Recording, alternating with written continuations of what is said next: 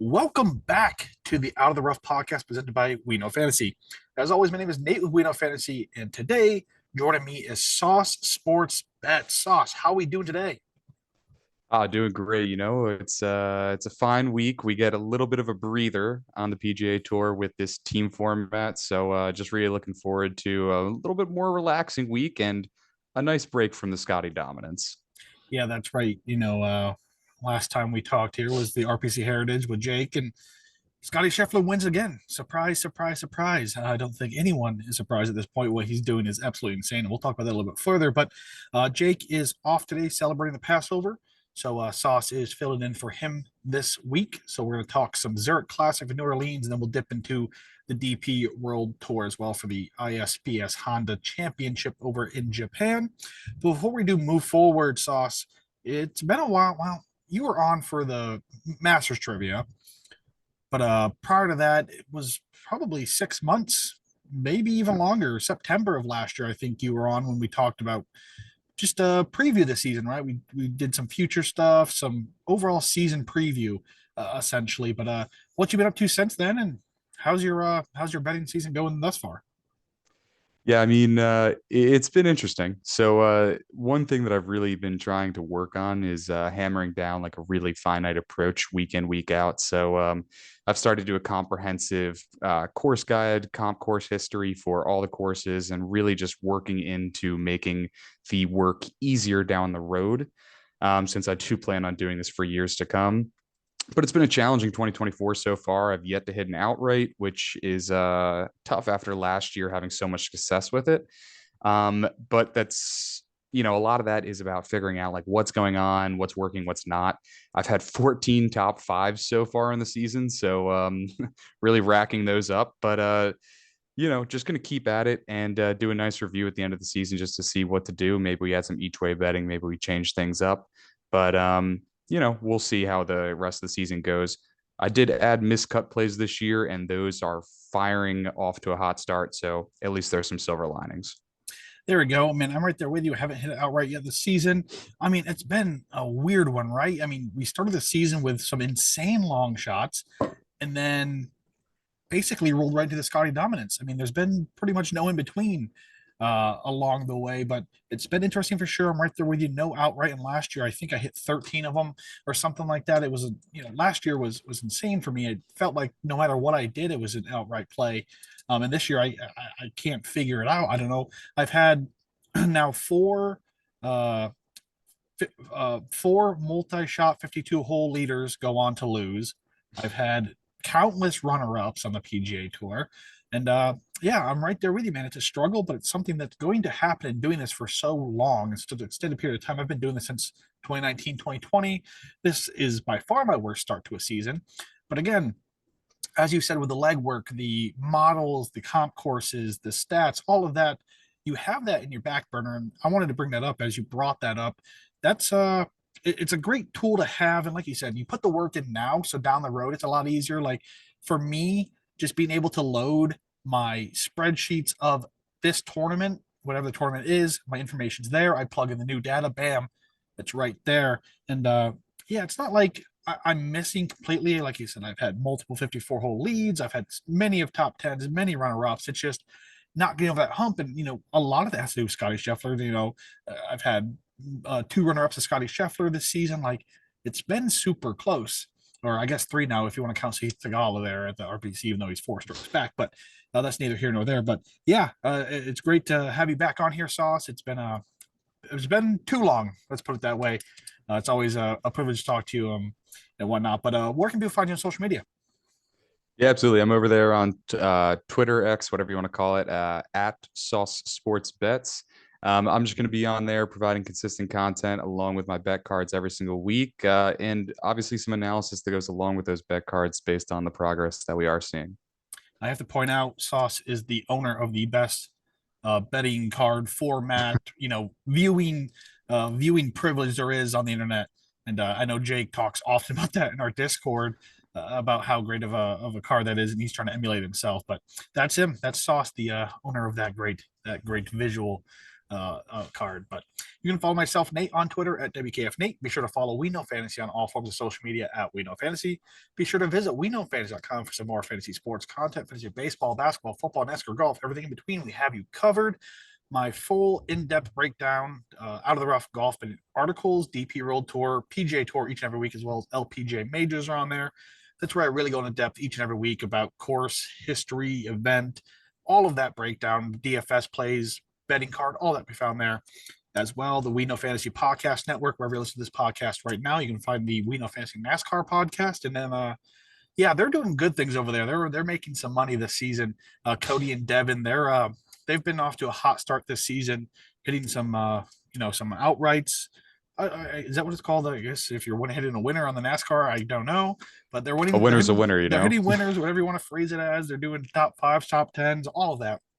So make sure you check those guys out because, like I said, I'm losing money right now. They're making some money. So there's another outlet for you as well. And since Jake's not here, I got to plug our Discord, the Out of the Rough Discord. Just a great place to hang out, a community. It's not forced. It's not paid. It's a free place just to simply come and chat golf with some like-minded people. Maybe you want to hop in and discuss your card for the week, your DFS plays, or just a place to chat on a Sunday Sunday morning as you're watching golf. Just a laid back community. You can find that on my Twitter, on the website, wherever, get a hold of us. We'll get you in there one way or another. All right. Sauce. Before we do move forward, though, I want to talk about the elephant in the room, and that is Scotty Scheffler. What he's doing right now is, we haven't seen this since prime Tiger Woods, right? 4 of the last 5 events he's played in, he has gone to win the API, the Players, the Masters, and now the RPC Heritage. And this one right here, the RPC Heritage, is the scariest one, right? After a Masters victory, all the emotion, ceremony, everything behind the Masters, he goes back to Texas, spends time with his 8-month pregnant wife, flies back to South Carolina for the RPC Heritage, 9-hole warm up essentially, arrives on a Wednesday, tees up on Tuesday, starts with a modest -2, and then goes on to win a signature event by 4 strokes with the remainder of the top golfers in the world there. This is the scariest one of what is to come for Scotty Scheffler. I know we chatted a bit about this before we hopped on the podcast. In the grand scheme of things, for the game of golf, this is a good thing, and I think we both agree on this. Having this dominant of a figure is going to bring in so much more viewership. Maybe it's people want to see him continue to do this, but it's also going to bring people in that want to see him fall. They want to see him get beat. We want to see just a Tom Hoagie take down a Scotty Scheffler, a Maverick McNeely, someone like that, just to dethrone Scotty Scheffler, and it adds to that. Now on the flip side, what we do here, Sauce, it's not good for us, right? We're losing money because Scotty Scheffler's opening at 4-1, 3-1, and going on to win all these events, leaving us scrambling for thoughts in our mind about what we could and can't do to eke out a few units each and every week. That's what you said with the missed cuts and the top 5, the top 10 bets. But I guess we'll hop over to you here. First up, do you think this is good for the game of golf? And 2, where do you see this going? Is this something that's going to be, is this what we're going to experience for the next season, 2 season, 3 seasons on the PGA Tour? Yeah, so I'll start off probably not exactly a popular taste, but we do agree on this, and I do think it's good for the game. Look, at the end of the day, anytime an athlete can have such a era of dominance is going to bring new viewers to the game. It happened with Tiger. Scotty obviously isn't Tiger, but at the same time, he's a dominant athlete, and that gets TV coverage. Now, I know there's going to be people listening to this who are going to say, oh, TV ratings are down, TV numbers are down. But guys, that's just a lazy way to look at this. TV ratings are down, yes, but you know what's up? Streaming numbers, social media engagements, digital visits to the PGA Tour app. I personally have watched a grand total of 0 minutes of TV coverage of golf this year. And guess what? I'm watching every single weekend, whether it be on streaming platforms, whether I'm looking at the shot tracer, even though sometimes it's broken. It's going to continue to grow the game. Don't worry about the TV ratings. Trust the process. This Scotty Scheffler thing is good for the game of golf. It is good for the PGA Tour. Yeah, especially with everything going on with the game of golf and the PGA Tour, it's good to have this. I mean, it would be a little bit better if he was a bit more exciting, right? If he was embracing this in kind of a villain way, maybe just kind of in your face, I'm this guy, but that's not Scotty Scheffler. He's just no emotion. I mean, he won the Masters and what we get three fist pumps, and that's the most emotion we've seen out of this guy. Like second master in a unprecedented run of events, and he does just three fist pumps. And RPC Heritage, I mean, I don't think there was anything there. He just kind of walked off the green and but yeah, I mean, like I said, grand scheme of things for the game of golf itself, this is good. This is what you want to see. I mean, we see in all the other sports. We have the Golden State Warriors of recent, New England Patriots, these type of teams that just are expected to win no matter what they do, right? They're going to be there come, Kansas City Chiefs of the NFL right now, right? You don't want to see them on Super Bowl Sunday because they're going to win. Same with Scotty Scheffler. You don't want to see him within, reach of a golf tournament on a Sunday because he's going to win. And thinking back to the players, I mean, the guy was getting full massages on the sideline on Thursday. You know, talk about withdrawal, starts five strokes back at the players and goes on to win that event. So uh, he's not going anywhere anytime soon. And all we can do is enjoy these events that he's not in on the betting cards and I guess we can only hope and pray that something happens or somehow he gets dethroned in other tournaments that he does play. But enough of And I do think just one more piece on Scotty. I do think at some point there is going to be some level of drop off. Look, he's having his first kid. There's going to be some sort of performance adjustment that will likely come with that, whether it be spending more time changing diapers, which he may or may not do, but there's going to be some sort of adjustment. We always tend to look at these insane hot streaks and think they can't end, but they always can. It doesn't matter how good Scotty Scheffler is. At some point, there will be a drop off, and at some point, the markets will adjust to a point where there's going to be value on the opposite side. If Scotty Scheffler's going off at tournaments at 2 to 1, I'm going to be on the opposite side of it pretty much every single time. I understand how good he is, but it's just numbers at that point. Yeah, I know we're talking about this just to keep going with Scotty Scheffler. Is you mentioned it there, but also he has an unconventional golf swing. And if we look back at the Tiger Woods, the Jack Nicklaus, the Arnold Palmers of the world, what do they have in common is just a pure, crisp, kind of robotic golf swing that you would create in a lab, right? So we don't know what this is going to entail for, say his body holding up or if things need to be adjusted with the way he swings a golf club. I mean, there's no reason for him to be as good as he is with the way he swings a golf club, right? It just adds to the magic that is Scotty Scheffler. Is he's doing this with an unconventional golf swing, which is absolutely unheard of, right?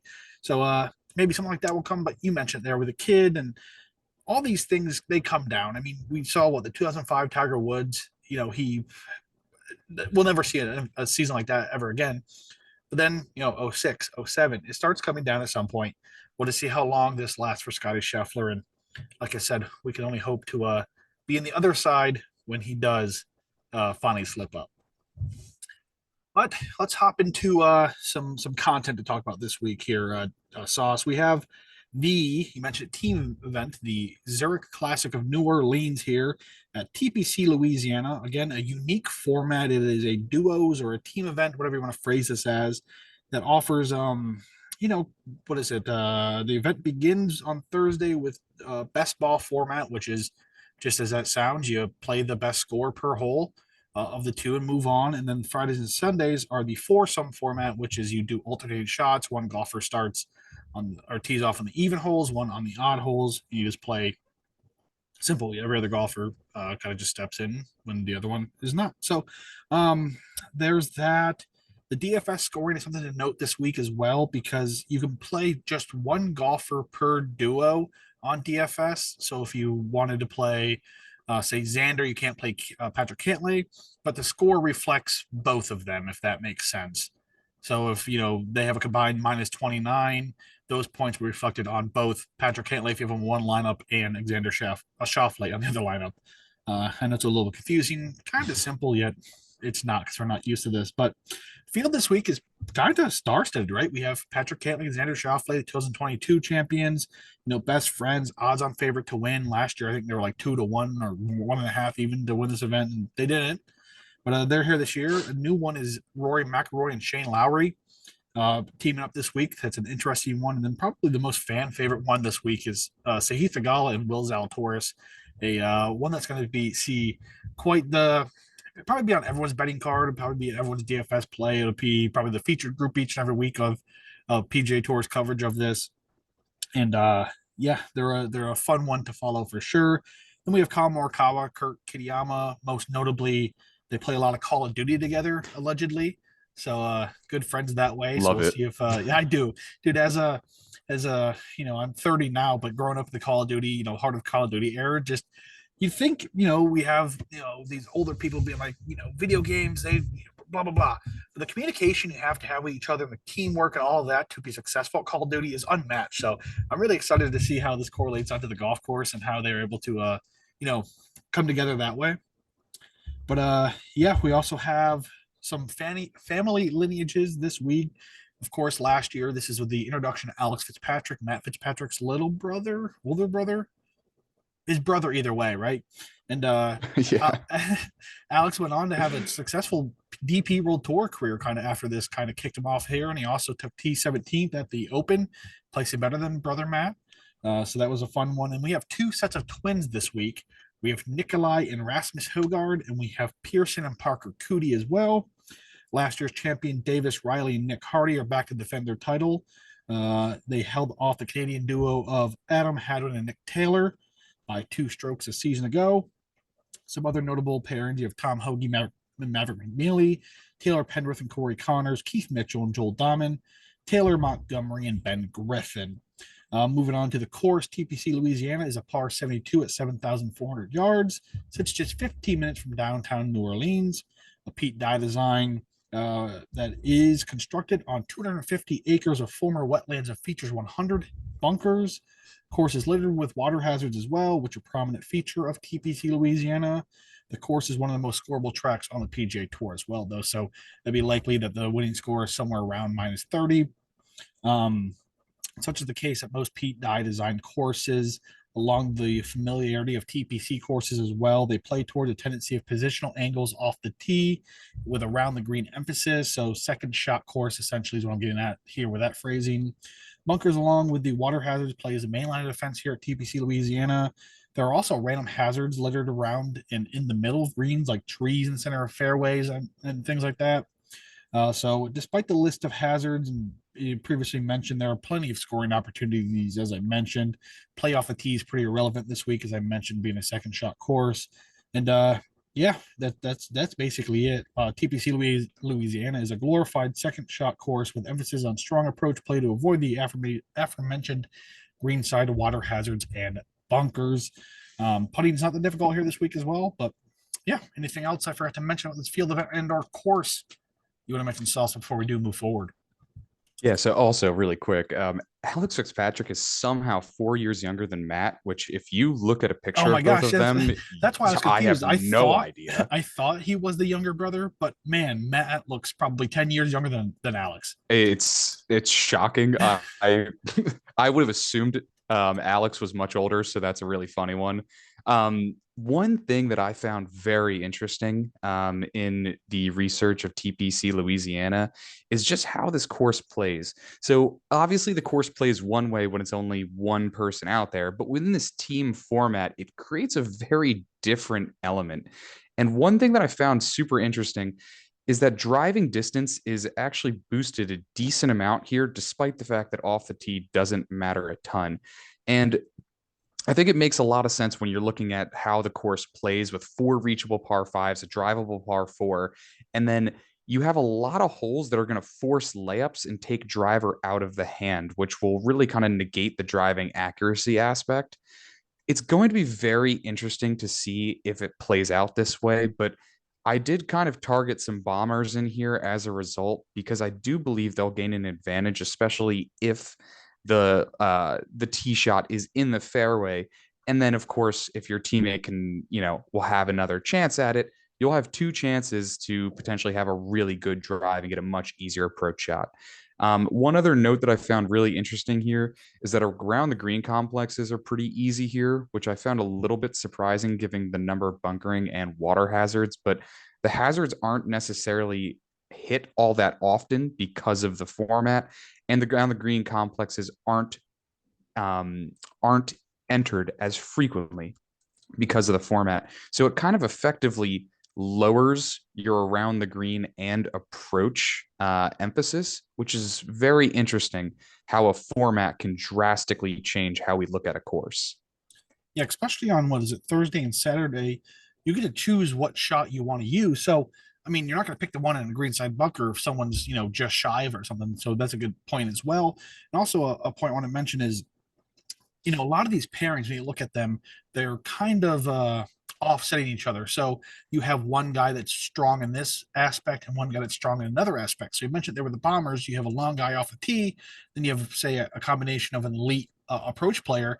Man, you get the guy down there, and then you maybe someone that doesn't have plus distance normally, playing by themselves, the approach shot puts them right there. So that's another thing with I didn't really take putting too much into it because of the ability to have two chances, right, realistically, at getting closer to the hole. A lot of these guys are going to be able to do that. But what we're going to do now is move into our DFS suggestions this week. What we do each and every week for DraftKings pricing, we have 5 monetary categories. We have the $10,000 plus, the 9,000, the 8 to the 7, 600, and below. It's a little bit unique this week because there's so few choices to pick from. So there's probably going to be a bunch of crossover here. And, we talk a lot about this when Jake and I talk about this weekly about the emphasis of ownership numbers. And it's going to be hard this week to do that and avoid these high owned guys because there are so few options. We see this with signature events or limited field events to begin with, is that there's just so few options. So the ownership is going to be high no matter what. So I think we're going to see that this week as well. So if you can find someone with even, a lower ownership to relation to this lineup or this event, it will go a long way. But yeah, let's kick things off here, Sauce. The $10,000 plus price range. I think we have 4 options this week. Which one's your favorite? Look, it's pretty simple for me. It's simple on the weeks that Scotty Scheffler plays. You have the top price on the board. They're the top price for a reason. Don't overthink it. Xander and Cantlay are $11,200. They're plus 450 in the betting market, so drastically lower odds than anyone else, similar to a Scotty Scheffler week, and for good reason. They won in 2022, T4 2023. Xander's playing like the second best player in the world right now. Cantlay's coming off 2 straight incredible ball striking performances at Harbortown and Augusta. Don't overthink it. This is the Scotty Scheffler in a team format. Just take it and reap the benefits. Yeah, we talk about this often. Jake does, especially. A lot of people come in here, they see the top guy or the top duo in this instance and avoid them. They're like, this is too much. How are you going to build a lineup around this? Or they just assume the ownership is going to be too high. And I think because of that, the ownership gets drawn back a bit from the highest guy, each and every week. And no, it's not like we're seeing like a Scotty Scheffler who's coming in at 13, 13-2 on other events. 11-2 for, like you mentioned, the Scotty Scheffler of the duo event right here. These guys won in 2022. They're best friends on and off the course. They have great chemistry. They're both, 2 top 5 players in the world, at least 2 top 10 players in the world, right? Far away, the 2 best golfers in this field on their own right. Now put them together, far and away the best option this week. I love that choice. They'll be in a few of my lamps this week as well. If I have to go somewhere just for, just to be different, I'm going with the Colin Morikawa and Kurt Kitayama duo, the Call of Duty guys. I'm just really interested in, just as a young guy, I want to see how this plays out, how the partnership does because of their communication, all that through Call of Duty, through video games. It's just so intriguing to me. But beyond that, I mean, you're getting 2 elite ball strikers. This is what you're going to bring to the table. Colin Morikawa on a good day is one of the most, if not best, pure ball strikers the world has to offer, right? Kurt Kitayama has those ability to spike when he is hot on a golf course. He spikes across the board. I mean, we saw it last year at the API, saw it 2 years ago at the Scottish Open. The guy can ball out when he's on. So you give a combination of 2 pure ball strikers. I think that's positive here at a second stroke or second shot golf course. We're having essentially 2 attempts to get the second shot into the green and onto the green. The downfall rate is their putters. They're both pretty poor putters, really don't spike all that often with that putter, those guys. But again, when you have 2 elite ball strikers, 2 elite approach players, I mean, your putter is not going to be, needed that much when you have 2 opportunities to put it close from further out. Yeah, and even with the putting issues, look a little bit closer at Colin, and you'll see that the putter's Yep. really heated up as of late. And you look at Kitayama, the spike putting week potentials are there. I mean, if I did not choose Xander and Cantlay, this was a no-brainer suggestion for me at $10,000. Again, with the styles that complement each other. Kitayama very long off the tee, very inaccurate. Colin Morikawa really doesn't have the length, but he's going to be in the fairway all day. And Kitayama is quietly one of the better approach players on tour this year. It's a very, very good team. And 16-1 in the betting market, also, in my opinion, what they opened at was a bit too long as well. Yeah, I hopped on that myself. We'll get to that later in the podcast. But going back to what Colin Morikawa has done, he took himself out of the Masters. He even admitted in this post round interview it was his fault. He got too aggressive and he took himself out of that. He could have easily taken the emotion of competing for a Masters into RPC Heritage and kind of lay down. Didn't do that, right? Had a great week RPC Heritage as well. I think he finished T3, T4, somewhere in that realm. You really would have thought that he would have been too down on himself to really, after what he did at the Masters, but he was able to put that behind him and have a great performance at a signature event as well. So I think it's the right headspace, get here with a really good friend and play some great golf. Yeah, All right. absolutely. I think it's a great combo. Let's roll to the 9,000s. I'll kick this one off here. I'm going with this is one of my favorite plays this week. This is Tom Hoge and Maverick McNeely. What we're getting here, we talk about this complementary actions here. Maverick McNeely, annually is one of the best putters on the tour. I mean, right now you can kind of deem this season as a quote unquote down season for him when it comes to putting. And he's 32nd on tour when it comes to strokes gained putting, even in a down season, right? Tom Hoge, one of the best approach players the world has to offer. So again, we have the ability for Tom Hoge to put the ball close and Maverick McNeely to strike. And even right now, Tom Hoge is like 30th on tour in strokes gained putting as well. So it's not like he's any slouch either. Neither of them offer much distance off the tee in that aspect. But again, just pure ball striking. I mean, Maverick McNeely isn't no slouch when it comes to approach either.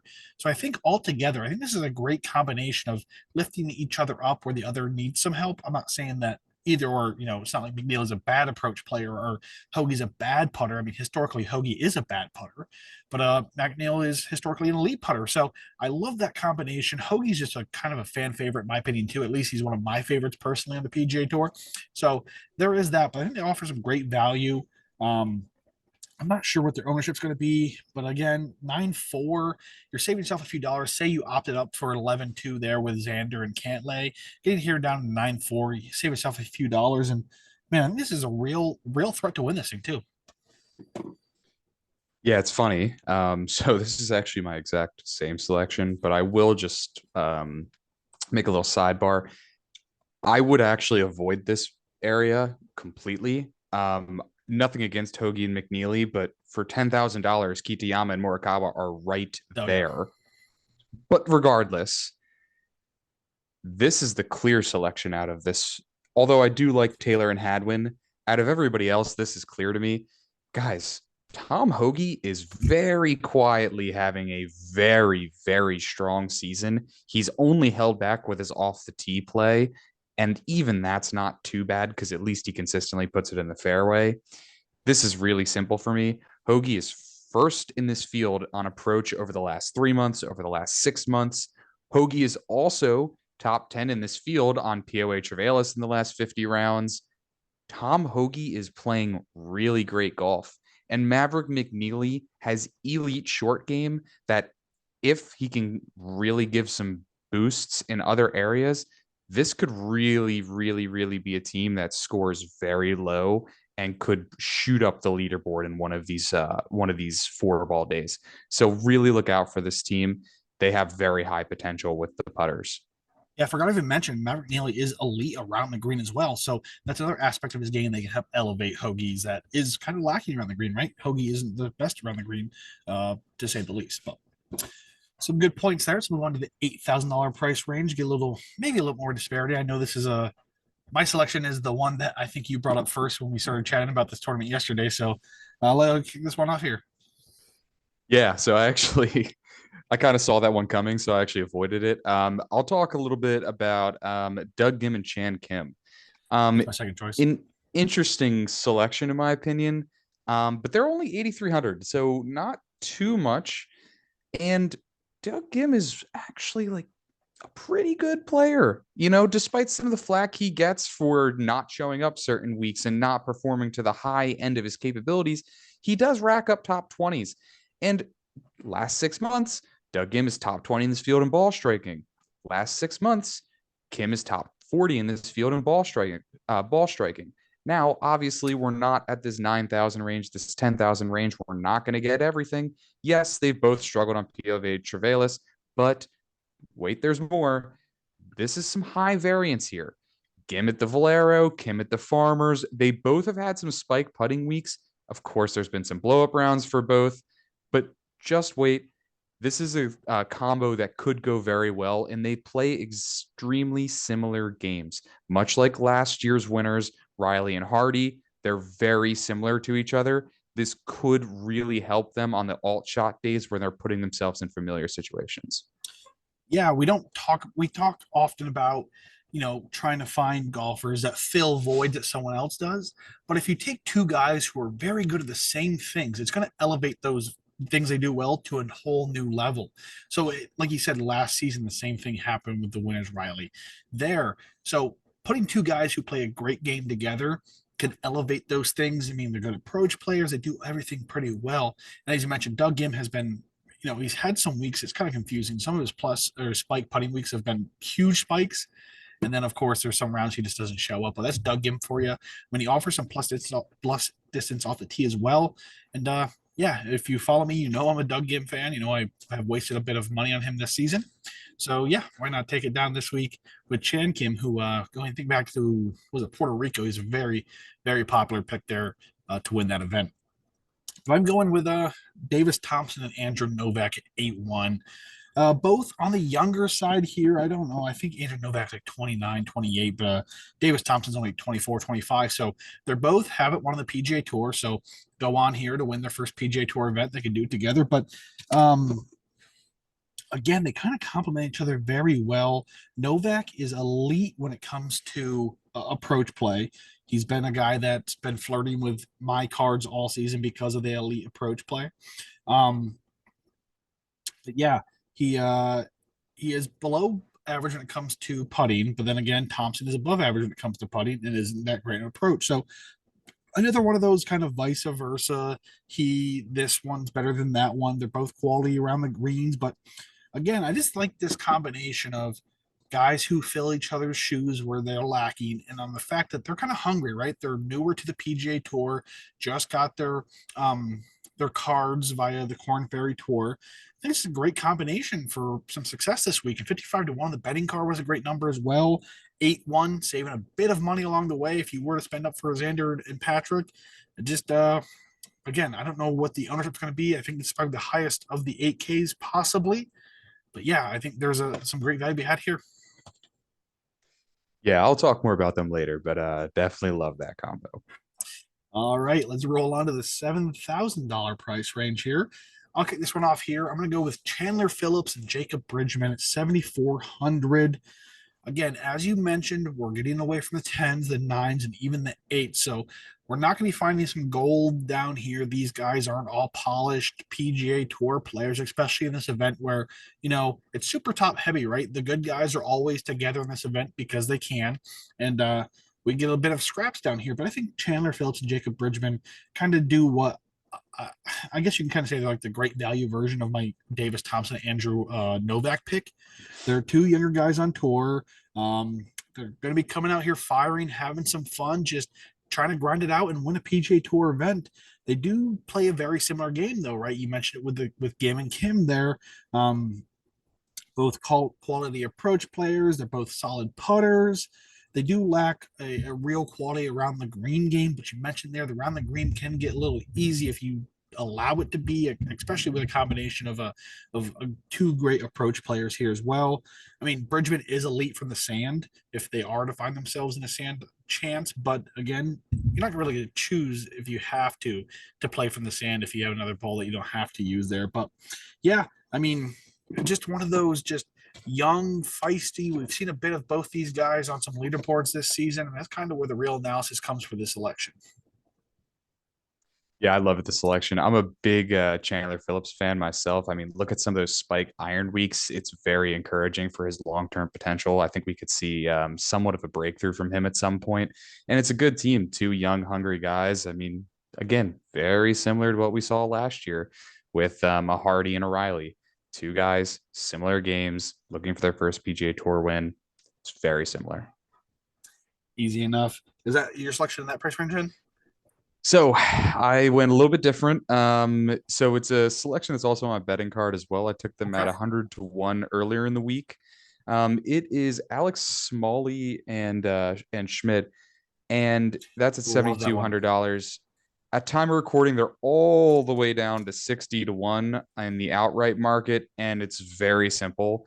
Um, Here's the boxes that I'm looking to check at this event. I'm looking for length off the tee so you can attack those par fives, drive the par four. And again, especially in the format where you are taking two shots, hopefully one of those shots is in the fairway. So length off the tee, big check. Quality long iron players in this field, check. Their biggest deficiency being their around the green play, which should be de emphasized here, check. They're like the Gim and Kim scenario I talked a bit earlier. Very similar players, which should also help on the alt shot days. Smalley has had a really bad 2024 so far, but it's worth noting what he was able to do in 2023. He had some really strong ball striking performances, and that T6 last week in Punta Cana has me encouraged. Schmidt, of course, coming in with great form, five top 30s his last six times out. And then, of course, one more reason for optimism on Schmidt and Smalley. Their biggest issues for not being better iron players from 200 yards plus, it's poor shot avoidance, which should be de-emphasized very significantly this week because half of the tournament you will not have an issue with poor shot avoidance when you're taking two shots. Yeah, I love that play. You mentioned it there, especially because Matty Schmidt is one of the longest off the tee on the entire PGA Tour. So you have that small A. You mentioned it, a down season thus far, but hopefully a good performance last week in Putacana will really propel him forward. He was a guy that routinely found himself as like the long shot of my betting cards last season. But man, he when he does have things going, he's a great approach player and a great putter. So you combine that with Matt Schmid, who can absolutely demolish the ball off the tee. That's a recipe for success. And as you said there, you got 100 to 1 down to 60 already. So there is some smoke behind that as well. All right, in our final price range of the season, in my opinion, kind of hard to find some value down here. But who'd you go with here, Sauce? Yeah, so we mentioned earlier that there was a pair of twins playing, so we're gonna go with them here. Another one that's on my betting card, I bet them at 200 to 1, and at time recording, they're all the way down to 90 to 1. The 200 was just way too long. For reference, this is where Harry Higgs and Trace Crow are in the betting market. So, like, I mean, what are we doing here? Parker Cootie's been a favorite long shot of mine so far this year. I bet on him last week as well, where he finished T6. He's a bomber with legit spike iron potential, and the putter's hanger hit or miss. But again, a long shot. So this is what we're looking for. He is unfortunately playing with just a twin and not a clone of himself, and this is why they're 6,600. Pearson's not exactly the cream of the crop, but he has the same kind of style at least. He is a bomber. He puts it very well, which should help in this birdie fest. And I'm going to overlook some of the deficiencies because, in theory, everything should matter just a little bit less given the format. So hopefully Parker can kind of carry them on the days where they're hitting both balls, and Pearson's putter can get really hot. And also them being twins, I like to think that'll help a little bit.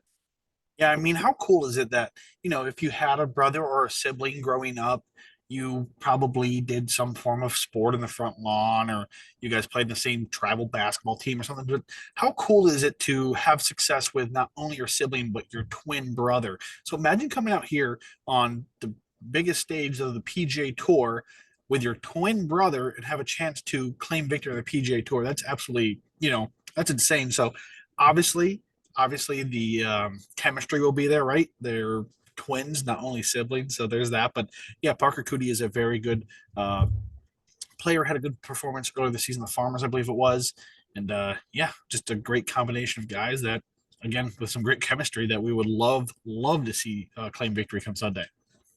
Yeah, I could only imagine playing in a tournament like this with my brother. back in the day, we used to be on the same basketball team, and he was the Parker, I was the Pearson, whatever. We're not going to talk about it now, but it's definitely makes for an interesting dynamic. And I like to think that should help fuel some competitive fire in each other. I think Oh that's yeah, something that obviously way different scenario, but something I experienced. And maybe that'll help bring out the best in both of them. yeah. I played basketball with my younger brother as well. He was the better basketball player than I was, by far. So I feel that. I feel that as well. But yeah, I mean, going out there, you want to beat your brother of all things. So again, playing together, you want to play better, take a better stroke, playing right alongside him. So I think it's a great fuel to fire for those guys. But I'm going with Hayden Springer and Tom Whitney down here at 6'7".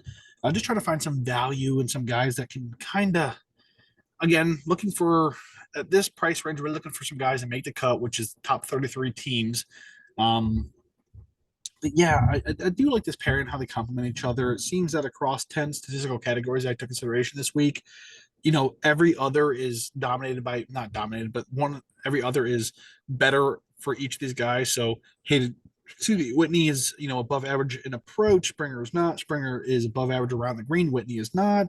Springer is above average in putting. Whitney is not. Like, that's what I'm talking about with these guys complementing each other. And I think I'm not looking for, I don't think Hayden Springer and Tom Whitney are winning this event by any means, but looking for this team to get across the cut line, the top 33 teams on Saturday, just get across that so I can have a 6-for-6 lineup and get myself down the lineup that way. You're playing 6 teams here. All 6 teams can't win, right? Ideally, if you had 1 through 6, you're going to win yourself thousands of dollars no matter what lineup you're in. Realistically, not going to happen. So, first, to get to that point, you have to get across the cut line. And I think Springer and Whitney are a team that can sneakily do that. And I think their ownership can be rather low in the process. Yeah, I absolutely love that one. I'm a big fan of Hayden Springer. I play him Same. semi consistently, and Sadly, I do look, the too. talent's there, and he can put up really low rounds, and that should only bode well for a format like this.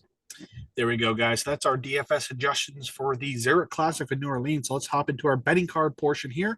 So each and every week, we have 3 categories here for our betting card on the show. We have our overall favorite, self-explanatory. You can place one bet this week. Who would it be and why?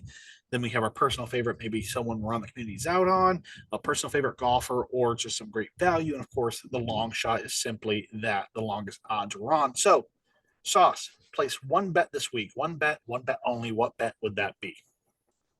You spoke about it earlier, but look, for me, my betting card is pretty simple this week. It is absolute dart throws. It's a high variance format naturally, so I'm kind of sticking away from the top of the board. Just as a result, I don't want to have too much invested this week. So for me, it's going to be Thompson and Novak. I took them at 66 to 1 at opening, which is down to 45 to 1 right now. Look, Davis Thompson is a future star. He has spike ball striking weeks that are extremely impressive, spike putting potential. He's just yet to have a week where everything's clicked at the same time, but luckily that's not going to be an issue here because he's going to have a teammate. And I mentioned spike irons and spike putting, and Andrew Novak does the exact same thing. And for Novak, it really did click at one point, and look what he did in Scottsdale when both are clicking at the same time. In a format like this, I'm going to throw the darts, look for the upside, and at this number, there's few teams that really have that spike iron and spike putting potential. I'm going to go with these guys at 66 to 1. And if you need any more reason to take this bet, both these guys are far better with their long irons versus their short irons, which will play more important here, especially with all par threes over 200 yards. For sure. I mean, I'll just catch up the bag. I took these guys. This is my long shot this week. I built my card a little bit different than you did. 55 to 1's where I have them. They're my longest odds I'm on this week. But again, I talked about my DFS suggestions. You talked about them there, so I won't keep beating a dead horse. But yeah, absolutely love that play as well. But my favorite bet this week is Colin Morikawa, Kurt Kitayama, 16 to 1. Like you said, you talked about these odds, and we talked about Reddit. You thought these odds were too long to begin with. I feel like they should be 10 to 1, right? So I thought there's some good value per my model this week at 16 to 1. Hopped on them there. Again, I don't have many I have just 3 bets placed this week on this event. Typically, I have 5 to 7 somewhere on a PGA Tour event naturally. Just 3 this week. But again, we have Kyle Morikawa, an elite talent who is playing some great golf right now, combined with Kurt Kitayama, an elite ball striker and approach player. And again, I want the storyline of video game friends coming out and winning the golf tournament just because I do want that to happen. So that's my favorite bet of the week. So we move on to our personal favorite bet of the week. Who we playing here, Sauce? Yeah, so for me, this is a personal favorite for me just because of the fact that I did hit an outright last year on Taylor Moore, so I'm hoping I can get some magic with him again. But for me, it's going to be Taylor Moore and Matthew Neesmith at 66 to 1. This has been bet down to about 45 to 1 at time of recording. But for me, Taylor Moore is very, very quietly having some really strong ball striking performances. He was second in approach at the Genesis, and he has turned that into a pretty insane run where he was T12 at Innsbruck, T2 in Houston, T20 in Augusta. I mean, what more do we really need to see that he is on an incredible run?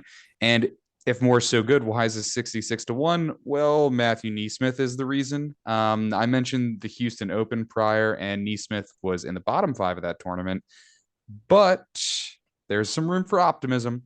So both these guys have finished T4 here in back-to-back years as a team, which is encouraging when there's not a lot of continuity amongst the teams here. And this is probably due to how they complement each other's games. Neesmith is stronger with mid irons, Moore stronger with long irons. Moore has length off the tee. Neesmith has accuracy off the tee. And this kind of shows in the alt shot format in 2023. They had a 66 and a 69 respectively, which was one of the better rounds in terms of the alt shot. And also, if you want to just take a weird look back into 2023, they both entered this tournament in really, really similar forms. Neesmith was missing just about every single cut except the tournament right before, which is the exact same scenario right here. Fine, 66 to 1, sign me up. Yeah, these are the guys I was on last season and hoping to cash at this event, and ultimately they fell short. But again, Taylor Moore's a guy that I was on. I was at Houston, I think, on Easter weekend. That I kind of sweat that one out a little bit. Had some real chance to win that tournament. Missed a few short putts, and then came down the line and wasn't able to get it done. But yeah, absolutely love that play, and it may find itself on my card probably in the by the start Thursday morning as well. We'll monitor the market and see what happens with those guys because, again, with a real chance last season, there are very few teams that play each and every year together. And if you can do this multiple times in a row and have repeated success like Moore and Neesmith have, you really have to realize something is happening there when these guys play together and why they continue to do so. So I do like that bet a lot. My personal favorite is that Tom Hoagie and Maverick McNeely bet at 70 or 2,800, excuse me. Talked about them already, right? They bring a lot to the table. I think they complement each other very well. And again, talked about it already, so I won't keep going with that. So I talked about my long shot. So who's your long shot this week? Yeah, my long shot. Yeah, so I actually kind of cheated here. I do have a few at 200 to 1, but I don't really want to talk about them. So I'm just going to cheat and do a different one that could end up being last place. And I'm going to be a broken record at this point, especially on this podcast. But cue that like a GTA gif was shit, here we go again. It's Kevin Yu. Oh Of my course it gosh. is. Yeah, I took Kevin Yu and CT Pan at 70 to 1, which is a number that's still available. And I mean, guys, like at 71, you might as well try and take it. If you want upside, it's obviously here. You and Pan are literally the exact same. They missed the cut or they top 10. Um, so I figured why not bet a potential that has the most potential for a blow up or either a top 10. Look, it's pretty simple. They have insane potential from a ball striking perspective. They both have the ability to get hot on the greens. Even Kevin Yu has done it. Their games complement each other well. Pan with a much better short game, you with the better long irons, Pan better mid irons. It should do really well in the alt shot format. And in best ball, Pan should have a wonderful time hitting approach shots from Kevin Yu's drives. I mean, it's going to be a really wonderful situation. Kevin Yu is second in this field in strokes gained off the tee to only Rory. That's really impressive. He has extreme distance and also really good accuracy. He's an elite driver of the ball. CT Pan's going to have a lot of fun hitting those shots. Yeah, so I mean, if you follow me at any point throughout the last 2 seasons, I'm known for being the Tom Kim guy and the Kevin Yu guy. Like those are my two personalities on Twitter. Um, was one of the first to champion Kevin Yu last season after especially what he did at the 18 Pebble Beach Pro Am before his injury. And after that, I mean, the opening round, the Travelers was fantastic as well. But you get it. Kevin Yu is a monster off the tee, right? Plus distance there. And then you have some guys with some great approach play, especially CT Pan. This will probably be I always end up betting Kevin Yu, even if I don't post my card. This is kind of like a behind the scenes thing because I have so much FOMO of Kevin Yu winning a golf tournament, and I'm not on my betting card with as much money as I played on him, how much I've talked him up so many times on podcasts, not only this one, but other ones have appeared on, Twitter, everywhere. I'm a Kevin Yu guy through and through. So I absolutely love that play. And I mean, I've been on podcasts before. They've been like, we get down this price range. They're like, all right, yeah, Nate's the Kevin Yu guy. Go ahead and talk about him without even bringing him up. So, absolutely love myself some Kevin Yu. So, I'll probably be joining you on that bet, even if I don't make that one public to everyone else. You absolutely have to. You cannot possibly talk about Kevin Yu all the time and not be there for when he wins his first tournament. And he is going to win a tournament. I promise it's going to happen. 100% Kevin Yu will win on the PGA Tour, maybe this week, right? Bold Hopefully. take. All right, Sauce. Anything else about this event we want to talk about before we move forward? No, all good. I mean, it's a pretty straightforward event. All right. So we still have the DP World Tour to talk about real quick before we hop off this podcast, the ISPS Honda Championship. It is the third or hold on, I think it's the second year, or this is the first action, excuse me, before I dig to that point of the DP World Tour. Basically, in a month since Indian Open in late March. They've been off for a few weeks. The Masters had been on the schedule there, and they weren't on the schedule last week as well.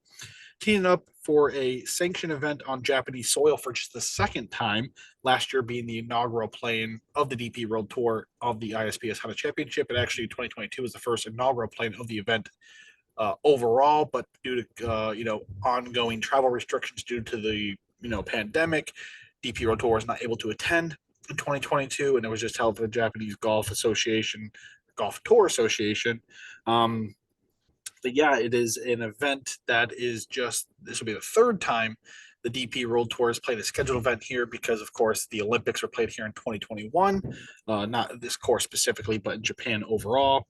The first two editions were held at the PGM Isioka Golf Course, but this year is a new venue as well at the Tehayu Club. Butchering this, I absolutely know that. But the ISPS Honda Championship builds on the recently announced partnership between the DP World Tour, PGA Tour, and the Japan Golf Tour organization.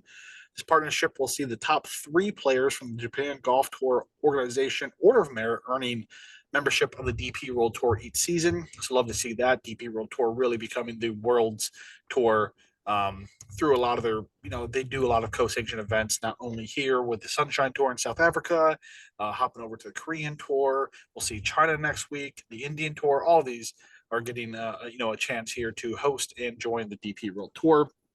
The ISPS Honda overall is an organization founded by Japanese philanthropist Dr. Honda, we'll skip his first name, with the belief that sports have the power to inspire, transform, and unite people and communities across social, racial, and socioeconomic barriers. So it's a great organization to get behind. This namesake has a few tournaments of the DP World Tour scheduled each and every season.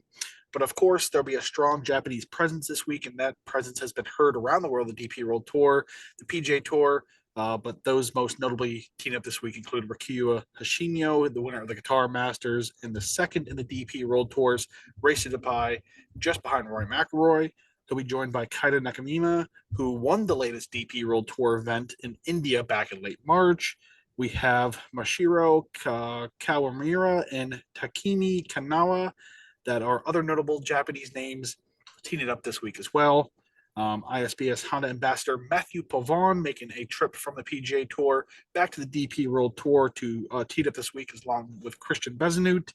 The list of other notable names does not end there because we have South African legend Ernie Els teaming up this week and multi-time DP World Tour winner Rafa Cabrera Bello as well.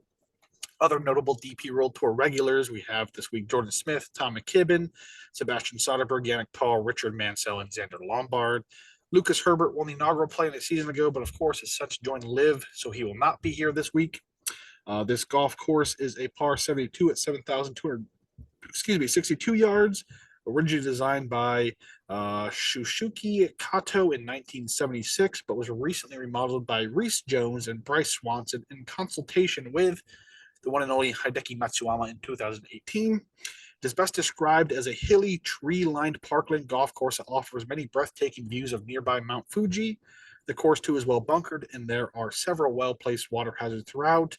The course was renovated, of course, in 2018, saw all the tee boxes being rebuilt to increase the length of the course to improve angles as well. The fairways lines were also changed to provide fairer targets and reward properly executed shots. All the bunkers were reconstructed to reflect the modern game, and multiple runoff areas around the greens were added. Most of the greenside ponds were also reconfigured to allow for increased shot options and to create more challenging hole locations adjacent to them. Multiple greens were also removed to allow for more.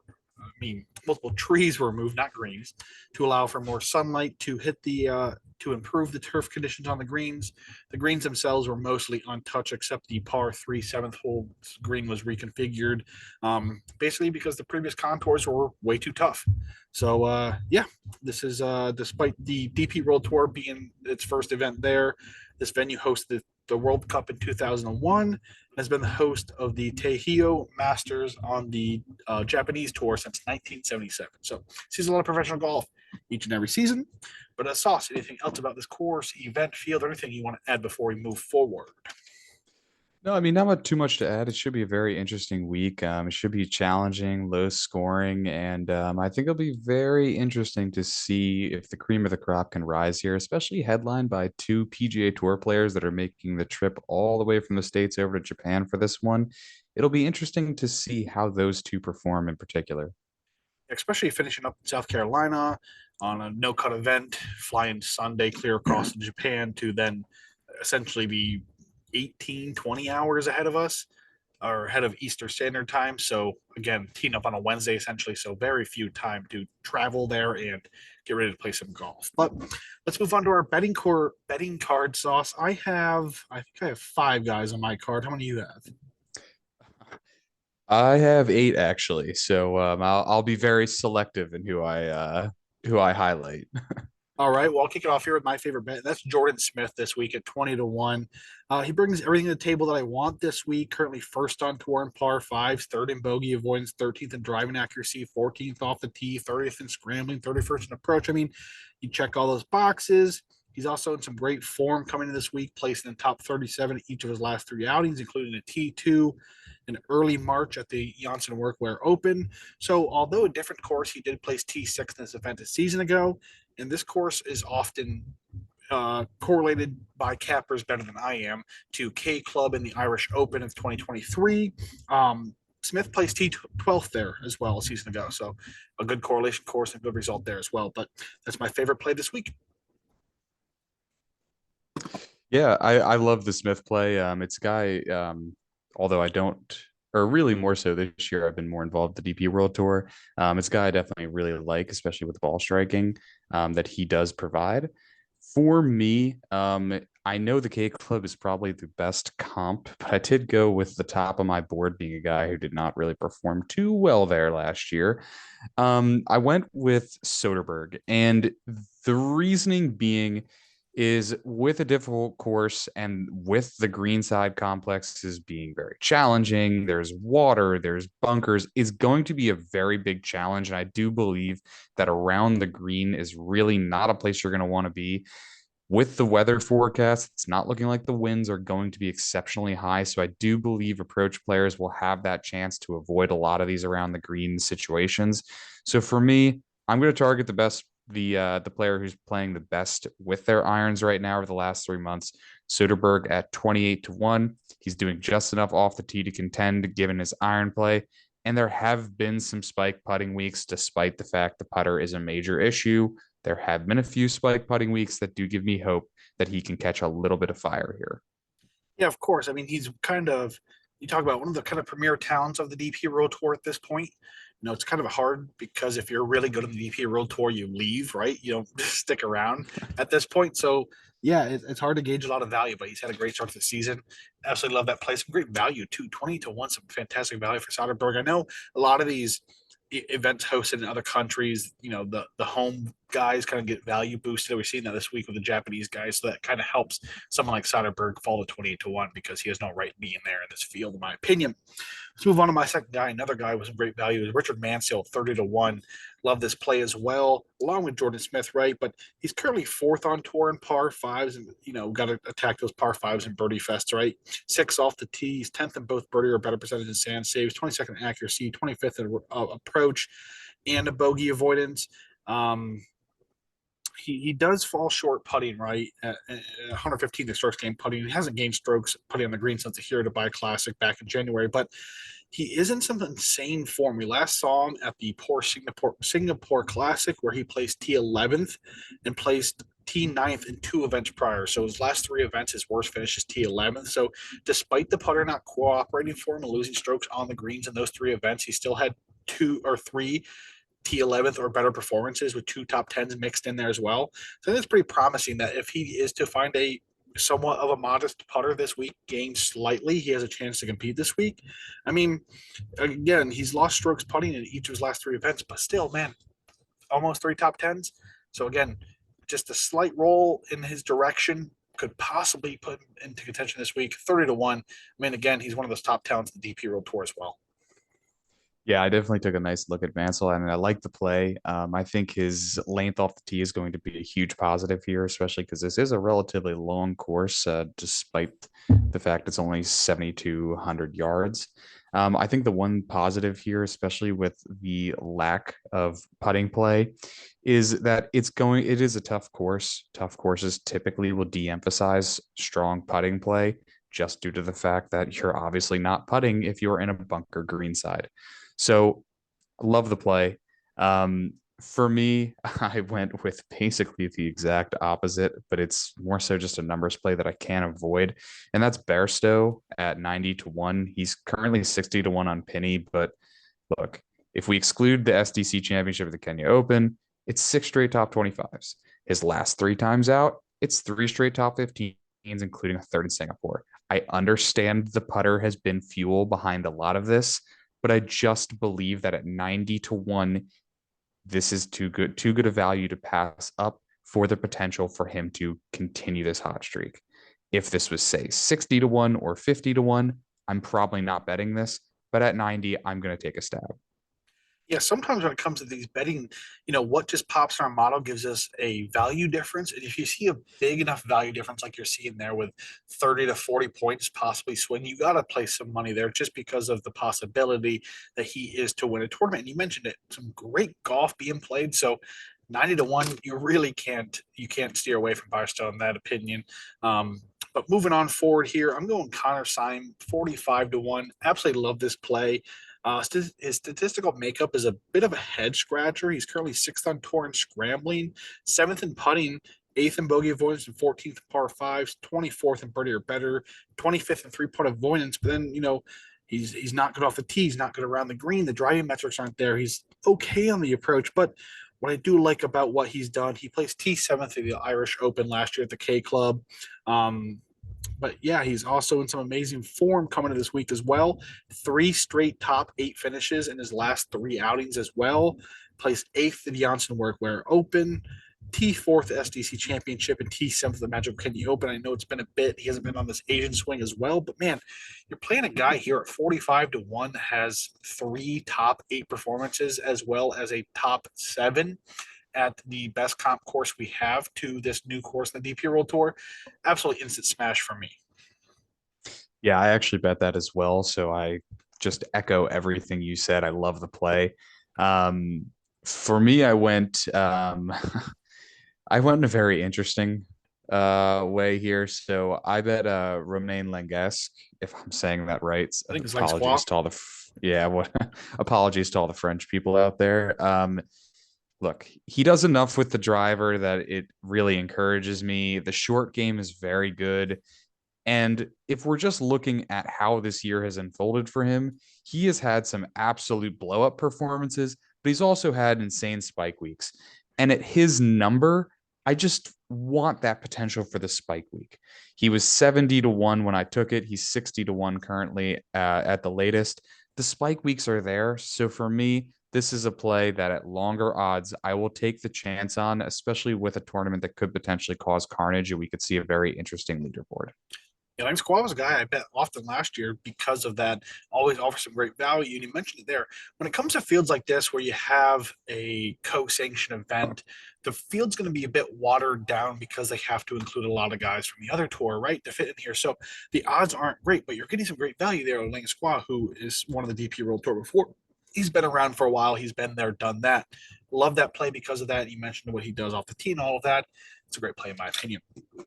All right, my penultimate bet here is Andy Sullivan at 80 to 1. He's currently ninth on tour in driving accuracy. Like to see that. 12th in scrambling, 16th in sand saves, 20th in three-putt avoidance, 21st around the green. 31st in putting. Off the tee, okay. Approach, okay. I mean, he's above average in almost every stat to consideration this week. Very solid resume for someone down here, 80 to 1. We mentioned the importance of, or, the value there is in this field because of the watered down field. He placed fourth in his last outing at the Poor Singapore Classic. I know not really the best of comp courses, but still on this Asian swing has a top 5 performance. T33 in the Janssen Workwear Open, then with T4th again the SDC Championship. So last 3 outings, there's 2 top 4s there as well. Again, taking a swing at someone who is in some really good form, who is, I wouldn't say he's a really good golfer, but I mean, he's above average in a lot of the stats. He's average. There isn't really a glaring weakness, I guess I'm trying to say, to his game this week to match up to his course. Combination of some great form, 80 to 1. Give me that every day of the week. Yeah, absolutely love that play. It's a player that I really considered. I got scared off from a withdrawal last week, but could be He did nothing. withdraw, yep. For me, I think as well with these very difficult courses, you're going to want that player who could potentially have some aspect of their game that's going to really flourish or above the rest. And Sullivan, with high accuracy, with good approach play, should be able to at least hopefully stand the test of some of these things. His deficiency being around the green should hopefully not be the biggest of issues if he's avoiding those situations through other facets.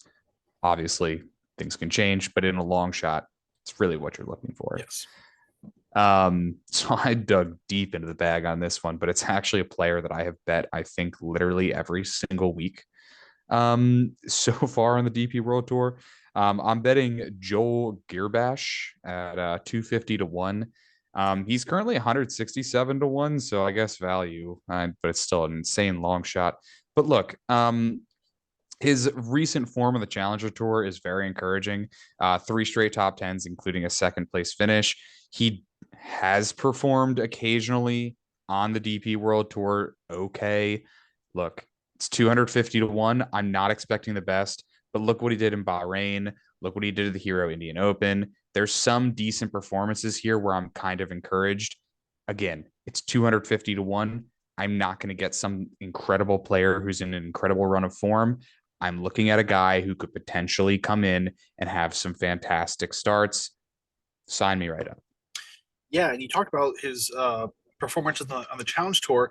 I know it's not the DP World Tour, but again, it's a professional golf tour. If you get repeated success, repeated top 10s, top 5s on the Challenge Tour, that correlates nicely to the DP World Tour. Same with the Sunshine Tour, same with the Japanese Tour. Any tour that you're having repeated elite success in the world of professional golf, no matter where it's at, can't be ignored. So 250 to 1, I mean, you're finding a guy that's in some great form, even though it's not the DP World Tour form, you're finding him on the Challenge Tour form as well. So I do love that play, especially when you're digging that deep down there. My final play this week is Ho Tung Lee, 90 to 1.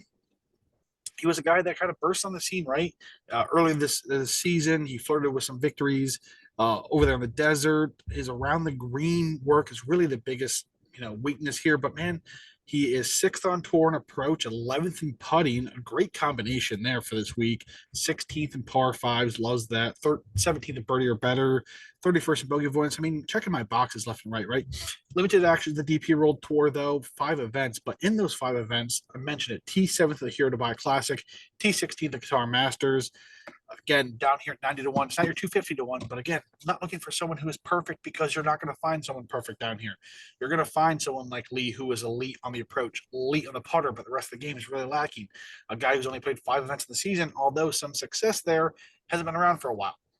I do love it though, 90 to 1. I know it's not a Japanese based play as well. He's Chinese, but again, we move to China next week looking to find some form before he does get on home soil and look for a victory.